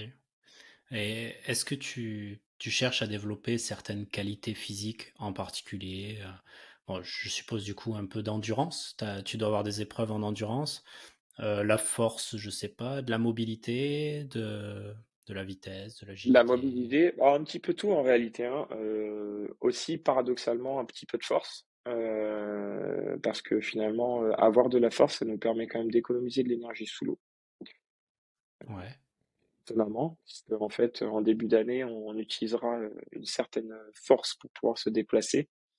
Mhm. Effectivement, après un grand cycle de force, on utilisera beaucoup moins d'énergie, mais pour faire la même chose au niveau du déplacement. Donc le travail de force est quand même très important. Et puis après, bah, il va y avoir surtout de la technique après sous l'eau, quoi. Ce qui va nous faire gagner, c'est vraiment la technique de nage, en particulier pour pouvoir optimiser finalement le mouvement et économiser de l'énergie aussi là-dessus. Voilà. Donc ça, c'est hyper important. Ok. Est-ce que tu vas essayer de t'entraîner un petit peu, par exemple sur des ergomètres ou un watt bike, où tu vas essayer de faire des efforts d'endurance en te mettant volontairement en apnée, mais en dehors de l'eau? Alors ça, c'est des exercices effectivement que l'on peut faire, que je fais pas forcément parce qu'en fait, finalement, je faisais avant. Et Ouais. ça marchait bien, mais je me suis rendu compte que c'était assez traumatisant finalement pour le physique, parce que bah, qui dit apnée dit aussi une respiration finalement, en tout cas un échange des déchets entre les muscles et le sang qui est pas forcément optimum. Donc finalement, le lactique il augmente extrêmement rapidement. On est tout de suite dans l'inconfort physique, mais beaucoup plus que ce que l'on peut vivre finalement quand on respire. Et le gain par rapport à l'effort et l'investissement, il n'est pas forcément extrême. Voilà. Donc Cette année, par exemple, j'en ai pas fait du tout, quoi, de l'apnée dans l'effort. Mais Ouais, donc effectivement, ça existe. essayer de travailler en augmentant sa fréquence cardiaque tout en restant en apnée, Mm. c'est pas forcément intéressant en fin de compte. Ça peut dans certaines conditions, mais nous, pour des personnes qui faisons effectivement de l'hypoxie, donc Ouais. vraiment pas de l'endurance pour le coup, on a effectivement pas forcément besoin enfin, à mon sens, euh, besoin de faire ce genre d'exercice. En revanche, des personnes qui vont faire de l'endurance et qui vont effectivement, eux, travailler dans cette contrainte-là, parce que ça va vraiment être le cas, ils vont faire un effort physique et ils vont très peu respirer Mhm. entre chaque longueur. Ben, eux, ils seront vraiment là-dedans. C'est-à-dire que le lactique va augmenter de façon exponentielle et ensuite ils vont devoir travailler et continuer à faire leur apnée tout en ayant en fait cette charge lactique extrêmement élevée au niveau des muscles. Donc, euh, donc pour des personnes comme ça, effectivement, qui font de l'endurance, c'est effectivement un très bon exercice. Ouais. Mm. Ok, ok. Euh, sur tes entraînements du coup en hypoxie, tu travailles uniquement en bassin ou est-ce que tu vas aussi t'entraîner par exemple en altitude ou en cabine hypobarique ou normobarique? J'ai eu fait pareil, ouais. Alors normobariques, hein, sur des salles hypoxie, on appelle ça, des chambres hypoxie. Donc Ouais. c'est des chambres en fait où on arrive à gérer finalement le taux d'oxygène, on arrive à simuler en fait des altitudes grâce à cette chambre puisqu'on modifie le taux d'oxygène en fait de la salle. Mm. Et effectivement, c'est un bon outil. Après, je dirais pas que c'est indispensable, en tout cas, peut-être pas pour le moment. Puis il y a très peu de salles, à vrai dire, hypoxiques. Déjà, rien qu'en France, il y en a pas beaucoup. Mm. Et puis, si je parle ici de Toulouse, on en a une et c'est super cher aussi. Ouais. C'est cher. Voilà, donc pour l'instant, je l'utilise pas trop. Mais je l'ai eu utilisé. On avait un partenariat avec l'ITEPS, si je dois les citer, qui sont à Muret, si je dis pas de bêtises. Et du coup, eux, effectivement, ont une salle d'hypoxie. Ils travaillent avec des athlètes, des boxeurs, par exemple, pour travailler finalement leur résistance au manque d'oxygène un petit peu. J'ai un ami qui travaillait là-bas, qui était responsable des sportifs de haut niveau à l'ITEPS justement. Donc maintenant, il est préparateur physique au canoë-kayak olympique. Eh ben, je Et le connais. Je pense que c'était le même. Comment il Monsieur s'appelle? Foucault, Voilà, c'est ça. Audric, Ouais, Audric. exactement. Je l'ai eu il y a pas longtemps. Très probablement qu'il nous rejoindra sur le podcast pour parler un peu plus D'accord. d'hypoxie justement. Génial. Vivement, on entendra un peu plus là-dessus. Oui, non, en gros, ce que j'ai compris du principe, c'est que tu tu peux pas trop jouer sur. Déjà, tu peux pas changer la pression atmosphérique, mais par contre, tu peux t'amuser à rajouter de l'azote dans l'air pour qu'il y ait une moins grande densité en oxygène C'est ça. et que du fait, tu aies beaucoup plus de difficultés à essayer de t'oxygéner, en fait, tout simplement. Mm. C'est exactement ça. Ok. Et est-ce que tu t'entraînes en altitude ou pas du tout? Pas encore. C'est un truc que j'aimerais effectivement mettre en place, mais pour l'instant, j'ai du mal à le mettre. J'ai du mal à trouver le temps pour faire tout ça. Et puis choisir le bon moment aussi pour pouvoir le faire. Mais oui, c'est intéressant, je pense. Oh, pardon. Ah bah, Excuse-moi. pas de souci. Ouais, non, c'est quelque chose de hyper intéressant. Ouais. Ok. Et par curiosité, comme tu as déjà travaillé en cabine et puis même en apnée, est-ce que tu as déjà mesuré les taux de saturation que tu as réussi à atteindre? Ouais. Ouais, les taux de Et ça saturation. descend à combien? D'ailleurs, Audric a failli tomber à côté aussi en voyant les taux. Ah ouais? Il s'est dit, mais comment c'est possible? Il faut savoir que quand on est à la normale, le taux de saturation est à peu près à 98-99%, Ok. 97 pour la moyenne, hein, quand on prend le doigt comme ça sans faire d'effort. Et nous, on descend, je crois que certains sont descendus à moins de 50, donc 48-46% de saturation. Moi, j'étais descendu à pareil, je crois que c'est ça, hein. Mais même en dessous, je voudrais pas dire de bêtises, hein, Audric nous corrigera, mais on frôlait, il me semble qu'on descendait vraiment et on frôlait les 40, hein. Donc, ouais, ça descendait vraiment bas. C'est impressionnant. C'est Mais impressionnant. du coup, c'est aussi ça le travail qu'on arrive à faire, c'est qu'on arrive finalement à repousser cette limite et on arrive à avoir une tolérance à un taux d'oxygène qui est vraiment très bas finalement dans le sang, alors qu'une personne lambda est déjà en fait tombée dans les pommes depuis un moment, quoi. Oui, alors pour que les gens se rendent compte, normalement, quand on a quelqu'un qui fait un malaise ou une victime de noyade ou autre, on vérifie la saturation. Donc, comme tu as dit, hein, normalement, on devrait être entre 97 et 100% de saturation en temps normal. Quand une personne passe sous les 94 de saturation, on est censé mettre la victime sous oxygène, donc lui mettre la bouteille avec le masque haute concentration. Euh, Là, on descend à moins de 50% de saturation. Quelles sont les sensations quand on arrive dans des tels taux de saturation? La lucidité déjà, elle est plus, on n'est plus aussi lucide. Je veux dire, là, je peux parler normalement, etc. Quand on arrive à des taux d'oxygène comme ça, effectivement, le moindre, juste le fait de réfléchir et par exemple presque de faire un calcul devient extrêmement compliqué parce que bah, du coup, ça fonctionne moins bien. Donc, euh, donc forcément, tout devient plus difficile, quoi. Voilà. Donc c'est pour ça que quand on, on fait ce genre de protocole, on a des comptes à rebours qui sont assez précis, etc., et qui nous permettent de pas avoir à compter pendant nos apnées, parce que sinon, ça serait un enfer pour nous, quoi. C'est vraiment ça. Ouais, ça demande trop d'efforts, beaucoup Ouais. trop d'efforts. Euh, Quand tu es dans le cadre d'une apnée, quand tu fais une performance en apnée, Ouais. donc tu te retrouves forcément en désaturation, est-ce que est-ce que tu as une routine mentale pour, euh, pour réussir à tenir aussi longtemps, aussi loin dans l'effort?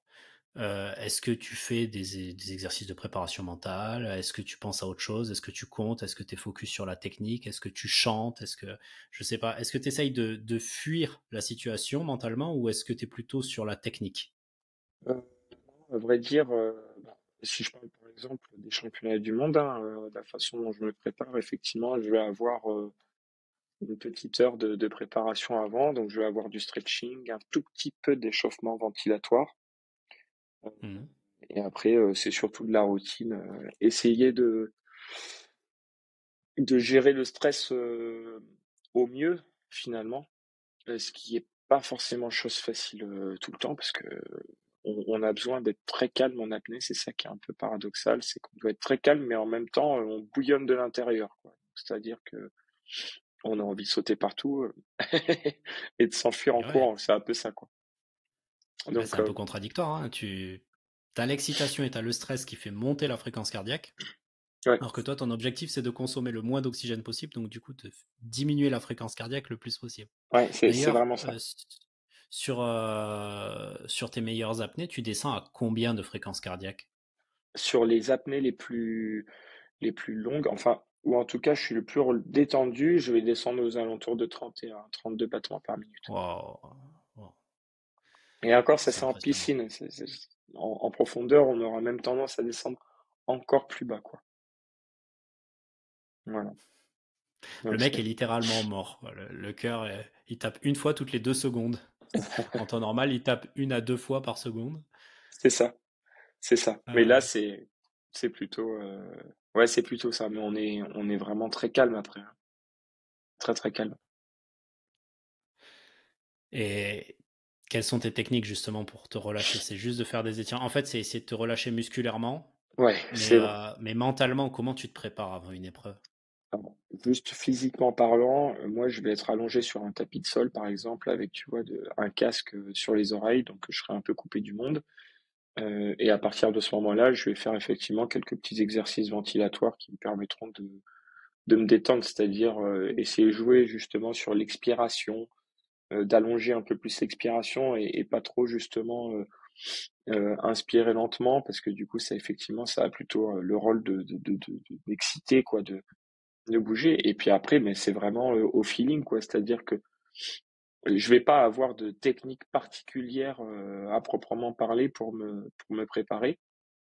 Il en existe, hein. On a de la cohérence cardiaque, on a du pranayama, on a tout un panel finalement de techniques qui, qui peuvent être utilisées. Mais moi, dans mon cas, je suis plus sur du ressenti finalement. C'est-à-dire que si j'ai besoin de me lever à un moment donné parce que j'en ai envie, ben, je vais me lever et je vais pas être dans la contradiction en permanence, quoi. Voilà. Donc Ok. j'ai effectivement une certaine grande routine, une grande ligne en fait c'est-à-dire je suis allongé tant de temps avant mon passage sur ma zone d'échauffement. Ensuite, je vais me déplacer une vingtaine de minutes au bord du bassin histoire de me détendre à quelques mètres de ma ligne de passage. Euh, et effectivement, j'ai ces grandes routines, mais si après, bah, d'un coup, je me dis, oh, je suis à 5 minutes ou 7 minutes de mon passage, bah, je vais aller mettre la monopalme. La fois suivante, ça se trouve, je la mettrai 10 minutes avant la monopalme, tu vois, ça peut changer, Ouais. quoi. T'as pas une routine fixe qui est. Non, c'est aussi Ça ça que dépend de l'état du ouais. moment. Et c'est aussi ça que j'aime bien, si tu veux, c'est que tu as pas quelque chose de fixe. Et j'aime bien aussi avoir cette souplesse-là, si tu veux, dans mon protocole, parce que en fait, t'as toujours des informations parasites qui arrivent, un gars qui va te passer devant et puis ça va t'agacer un peu, tu vois, quelqu'un qui va venir te taper sur l'épaule au mauvais moment, il y en a un qui fait une syncope, donc du coup ça retarde un petit peu. Tu vois, il y a toujours des imprévus. Et donc finalement, Ils sont chiants à faire des syncopes, sans déconner. ah, ils Ça sont retarde la pénibles. compète. J'avais un Non, rendez-vous après là. alors je rigole, ça retarde pas, mais du coup ça te prend du temps parce que tu regardes un petit peu, t'es là, mince, il a syncopé, c'est dommage. Bon, mais tout ça, en fait, ces perturbations-là, finalement, avoir une certaine souplesse dans mon protocole me permet, en fait, d'avoir cette perturbation qui arrive à un moment donné, mais qui perturbe pas tout mon environnement et tout mon protocole, quoi. Voilà. Donc, Ok. c'est aussi pour ça que j'aime bien mettre de la souplesse et finalement, je vais pouvoir effectivement te dire dans les grandes lignes ce que je vais faire. Mais après, d'une perf à l'autre, ça peut changer. Tu vois, il y a des petits détails qui vont changer et évoluer, quoi. Ok. Et en période d'entraînement, donc hors compétition, euh, c'est quoi ta journée type? Comment se passe ta journée quand tu t'entraînes? Bah souvent, alors c'est un peu particulier.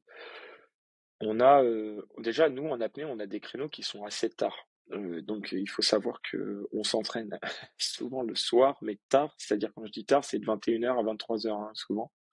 Ouais. Donc c'est pas les meilleurs créneaux. Euh, donc il Ça, faut, c'est dû à la disponibilité des bassins? ouais, exactement, c'est ça. Ouais, de toute Ok. façon, c'est dans toutes les municipalités comme ça, hein. C'est les gros clubs qui prennent les lignes les plus tôt, etc. Bon, c'est une question de le plus gros prend et le plus petit mange ce qui reste, quoi. Et, et- Malheureusement. ouais. Mais bon, je remercie quand même la mairie de Toulouse, hein, ils nous mettent des lignes à disposition, donc c'est déjà très bien. Et en fait, une journée type, bah voilà, je vais me lever aux alentours des 8h, 8h30.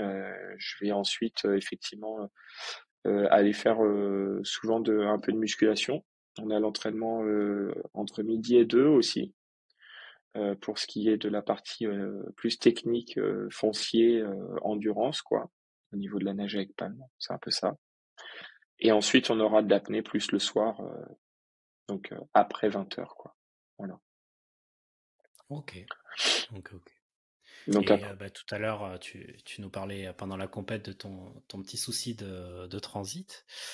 Du coup, ça me permet de rebondir sur bah, comment tu gères un petit peu ton alimentation en lien avec tes entraînements. eh ben, c'est une excellente question. Ben, par exemple, on peut se permettre, tu vois, sur des entraînements où il n'y a pas trop d'apnée. Putain, c'est fou, je m'endors, hein. Où il n'y a pas trop d'apnée, Reste pas en apnée, reste pas en apnée. ouais, c'est ça. Quand il n'y a pas trop d'apnée, de pouvoir manger avant, tu vois. parce que la digestion va pas trop nous impacter. En revanche, quand on a effectivement des entraînements d'apnée, et c'est le cas le soir en fait, et c'est pour ça que on se lève pas, enfin dans mon cas, je me lève pas forcément très tôt le matin, Mhm. c'est qu'en fait, je peux pas forcément parce que je peux pas manger avant de faire de l'apnée, parce qu'il me faut de l'espace en fait pour que le diaphragme puisse descendre et pas écraser l'estomac. Ok. Euh, donc du coup, bah, qui dit pas manger dit forcément manger après l'entraînement, mais l'entraînement quand il se finit à 22h45, 22h30, il faut le temps de rentrer, de pouvoir manger et puis ensuite de se coucher.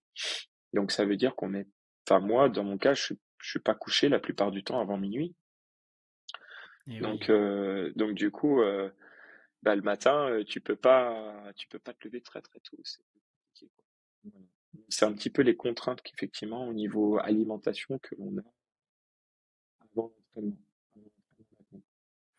Ok. Ouais, donc pour permettre de faire descendre le diaphragme, il faut pas avoir le ventre rempli, il faut pas avoir un gros bol alimentaire. C'est ça. Et comme tu peux t'entraîner que tard le soir, tu es obligé de manger qu'après l'entraînement, donc tu manges à minuit en fin de compte. Ouais, je vais pas manger à minuit, mais 23h, 23h20, tu vois, facilement. Et puis après, bon Ouais, bah donc le tu, temps de digérer un peu, tu te couches jamais avant 1 heure et demie du matin, quoi. ah non, peut-être pas, mais je m'endors vers minuit, minuit et quart la plupart du temps, quoi. Tu vois. Ok. Mais bon, c'est assez rythmé finalement parce que tu perds pas de temps, hein, sinon effectivement, c'était rapidement à 1h du matin, quoi. Ouais. Ouais, je comprends. Ok, mais on a vu pas mal de points. Alors, je regarde quand même que j'oublie rien parce qu'il y a plein de choses que je voulais voir. Euh, si, tu disais tout à l'heure que le danger dans l'apnée, ben, c'est la syncope et que cette syncope, tu la ressens comme le fait de t'endormir et tu sais pas à quel moment tu pars vraiment dans le sommeil. Comment tu restes éveillé quand tu tombes dans cette désaturation? Et ben, ça, c'est vraiment de la connaissance en fait de soi. C'est-à-dire que au fur et à mesure que tu vas prendre, au fur et à mesure des apnées et des années, en fait, tu vas acquérir de l'expérience. Et Mhm. cette expérience, finalement, va te permettre d'identifier des petits signaux, des réactions physiques que tu vas pouvoir avoir ou des réactions mentales aussi, qui te permettront de dire, OK, bon là, je rentre vraiment dans quelque chose de difficile, il va falloir que je m'arrête à un moment donné. Et donc, par exemple, moi, mes petits signes, ça va être l'acidité de la bouche, par exemple, qui change un petit peu Ok. comme tu sais quand tu touches du métal avec la langue. C'est Ouais. un peu ça. Bon, c'est vraiment un extrême, mais tu sens qu'il y a quelque chose qui commence à changer. Tu peux avoir des petits picotements Ouais, c'est aussi. froid, c'est un goût métallique, quoi. Ouais, c'est ça. Je vais avoir aussi au niveau de la vision une diminution de la lumière. Ok. Un petit peu comme si quelqu'un venait en fait avec un variateur, tu sais, éteindre progressivement la lumière. Wow. Tu Ah vois oui, ce tu genre te de choses. sens. C'est à C'est entendre comme ça paraît des sensations impressionnantes, quoi, parce que de perdre la vue, c'est quand même un extrême. ouais. Les premières fois où ça t'est arrivé, comment t'as réagi? Bah après, c'est toujours, c'est difficile d'en être extrêmement conscient, tu vois, Ouais. puisque ta conscience descend au fur et à mesure. Enfin, en tout cas, ta lucidité plutôt a tendance à descendre. Donc, ces signaux-là, tu les distingues, mais des fois, tu sais même pas si c'est des vrais signaux ou pas. On est un peu dans le flou aussi, quoi. Donc, c'est vraiment, en fait, bah, le fait de se connaître qui va te permettre de sortir après au bon moment, quoi. Euh, et c'est pour ça que c'est dangereux pour quelqu'un qui se connaît pas du tout et qui commence l'apnée. Parce que finalement, il a pas cette expérience-là et il va pas savoir quand s'arrêter. Autant une personne qui a une tolérance à la douleur qui est assez faible sortira à la première envie de respirer. Mais un triathlète ou un nageur qui se tape sur la tête tous les jours contre le mur pour progresser, ben lui, il a un seuil, une tolérance à la douleur qui est beaucoup plus élevée et il ira beaucoup plus facilement en fait à la syncope sans même s'en rendre compte en fait. Ouais, c'est à Donc force de dépasser ses limites, tu n'arrives plus à savoir quand c'est vraiment dangereux, quoi. C'est ça, c'est ça. Donc c'est vraiment c'est un jeu, hein. Là vraiment en piscine, le jeu effectivement c'est d'aller plus loin. Donc d'arriver à flirter le plus possible avec la syncope, mais sans jamais y aller quoi. Voilà. C'est impressionnant. Euh, Justement, on parlait donc de ceux qui n'étaient pas dans la discipline. Pour quelqu'un qui écouterait cet épisode et qui souhaiterait se mettre à l'apnée ou avoir des conseils, euh, quelles seraient les recommandations que tu donnerais, les conseils que tu pourrais donner à un débutant, de par ton expérience, mais ça peut être aussi du contenu à écouter, à lire. Qu'est-ce que tu conseillerais? Alors du contenu à écouter, à lire, pas forcément.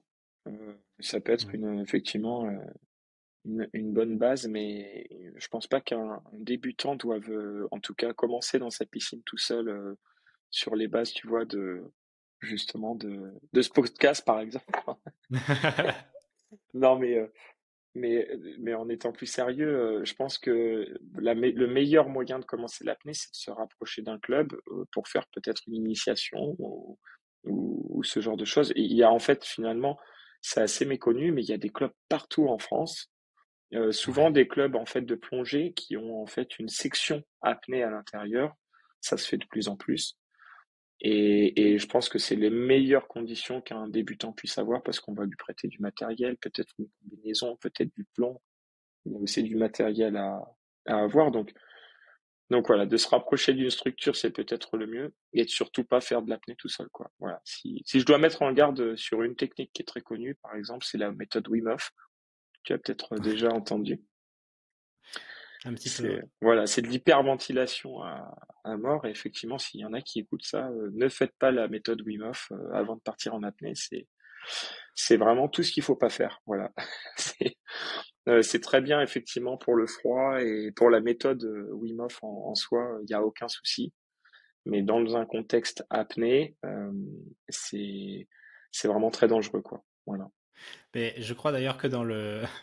Alors, si c'est dans le film Le Grand Bleu, où il y en a un qui s'amuse à hyperventiler avant d'y aller à fond, et il se regarde en disant mais qu'est-ce qu'il fait celui-là? Ben Et il voilà, finit par faire une syncope avant même de descendre. c'est ça. Bah, en fait, tu peux faire une syncope vagale, donc c'est avant de partir, ou alors une syncope à la fin, parce que en fait, c'est ton taux en fait de CO2 qui te permet de déterminer, enfin, qui te donne l'envie de respirer.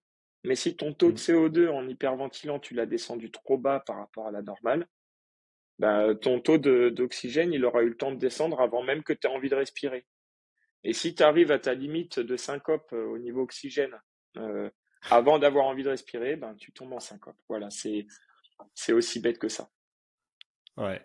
Ouais, ça paraît stupide à la surface. En fait, il y a quand même une stratégie derrière, mais Il y a une et stratégie. il faut toujours connaître les seuils en fait. Et en fait, faut se connaître, faut connaître comment on fonctionne.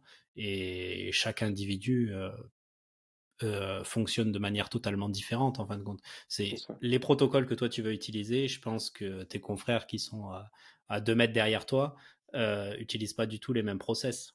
Ou est-ce Non, qu'il y a non, des éléments qui fonctionnent pour tout le monde? on a des process qui sont quand même relativement similaires, mais après, effectivement, on a quand même quelques petites variations, tu vois. Effectivement, on va avoir nos techniques qui seront propres à chacun et qui vont fonctionner. Mais ça, c'est un peu comme dans tous les sports. Tu vas avoir des trucs qui vont te convenir, puis d'autres pas du tout. L'objectif est d'arriver justement à trouver le bon chemin qui te convient pour arriver à la performance maximale, quoi. C'est vraiment ça. Ok. Mais voilà, pour revenir pour les débutants, une bonne structure, je pense que c'est le mieux. Ouais, Et n'essayez pas tout seul, soyez encadré, et faites pas n'importe exactement. quoi. Et pas de Ouais. Wim Hof, s'il vous Et plaît. pas de Wim Hof. Voilà. Ça va être le nom de l'épisode. Pas de Wim Hof. C'est le buzz. Ah, je plaisante, je plaisante. Euh, Bah, du coup, on va revenir un petit peu sur toi. Quels sont tes projets professionnels et sportifs à court et moyen terme? Et ben là, je repars pour la saison profondeur. Donc là, je vais partir en Dominique fin de mois de mai. Ok. Voilà, pour faire une compétition qualificative pour l'équipe de France, parce qu'on a deux équipes de France, malgré que ce soit de l'apnée, équipe de France piscine et équipe profondeur, c'est deux choses qui sont différentes. Donc il faut que je me requalifie chaque année. Et là, il faut que je parte fin juin, du coup, enfin pas que je parte, mais que je participe fin juin à une compétition qualificative pour l'équipe de France, pour faire les minima. Et ensuite, logiquement, en toute logique, j'aurai les championnats du monde en Honduras mi-août pour la profondeur. Voilà. Ok. Tu vas peut-être pas te prononcer là-dessus, mais tu vises une profondeur? Bah, j'aimerais bien dépasser les. Là, j'ai fait 110 mètres. J'aimerais bien rajouter 10 mètres encore à ce que j'ai fait l'année Ah oui, dernière. Ouais, par ouais, ouais. tranche de 10, quoi, directement. C'est ça. Ok. Voilà. Bah, comme on parle d'apnée un petit peu en profondeur, est-ce qu'il y a des spots de plongée en outdoor que tu conseillerais, que tu as trouvé magnifiques ou Bah, des les meilleures spots. conditions? Ouais, des spots. Alors, j'ai pas trop voyagé encore pour la profondeur parce que c'est relativement nouveau pour moi, mais je sais qu'il y a Adab en Égypte qui est très connu. Il y a aussi, il va y avoir les Canaries avec Lanzarote ou alors Tenerife qui sont de très bons spots pour plonger. Il va y avoir après, si on parle un peu plus loin, on part un peu plus loin, la Turquie avec Kaş, donc là c'est plutôt au sud de la Turquie. Je sais que donc ça c'est des spots que j'ai pratiqués pour la plupart, sauf Dahab. Et après, bah là je vais découvrir la Dominique et je vais découvrir aussi l'Honduras. Donc je sais pas dire encore, mais je sais que c'est des bons spots, surtout la Dominique parce que c'est de l'eau très chaude. Et après, il va y avoir aussi les Bahamas pour ceux qui ont un peu plus de budget, parce que c'est super cher. Ouais. Euh, les Bahamas avec le Dean's Blue Hole. C'est le grand trou bleu qu'on voit souvent passer aujourd'hui avec les apnéistes profonds à la télé, quoi. Ok. Ok. Bon, ben, j'espère que s'il y en a qui ont l'occasion d'aller par là-bas, pourront en profiter. Ouais, Ben, je te remercie en tout cas hein, pour cet épisode. Là, tu nous as donné plein d'informations. Même moi, j'ai découvert énormément de choses. Je ne connaissais pas. Pour ceux qui souhaiteraient te contacter, si tu ouais. réponds, hein, si ça te dérange pas, par quel biais ils pourraient le faire? Euh, Via Instagram, en général, je réponds assez vite. Donc, des fois, il m'arrive d'avoir un peu de latence, mais la plupart du temps, je réponds. Contacter généralement entre 23 h et 1 h, Voilà, ça passe. c'est ça. C'est l'heure du repas. Bon, ben, je te remercie. Je te souhaite bon courage en tout cas pour les prochains championnats outdoor. J'espère que tu passeras les 120 mètres. Hein, je regarderai ça de l'extérieur. Peut-être à bientôt sur ce podcast. Et puis on se tient au courant. Merci beaucoup. Un grand merci. Avec plaisir. Ciao, ciao.